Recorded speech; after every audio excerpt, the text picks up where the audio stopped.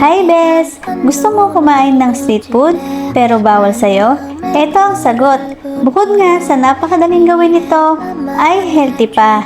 Siguradong uulit-ulitin mo to pag natikman mo. Kaya naman, tara, simulan na natin! 1 cup ng Jolly Mushroom brand nga po ang gagamitin ko. At dito nga po ay aalisin natin or i-drain natin yung sabaw ng mushroom.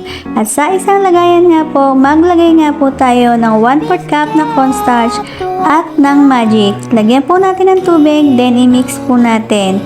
Ang kailangan po natin consistency dito ay malabnaw. Dahil nga po, lalagyan pa po natin ito ng breadcrumbs. At dahil nga po habang inahalo rin po natin ito at tumatagal ay lumalapot pa nga po. Then ilagay po natin yung mushroom para i-coat na ng ating mixture. Pagkatapos nga po natin i-coat ay pwede na nga po itong iprito. At dito nga po ay hihintayin lang po natin siyang mag golden brown at mag crunchy. At pagka ganito na nga po ang itsura ay pwede na nga pong hanguin. And ready to serve na nga po ito. At nagtoppings lang po ako dito ng spring onion. For dipping sauce naman po, depende po sa inyo kung ano po ang gusto nyo. Thanks for watching. Bye-bye!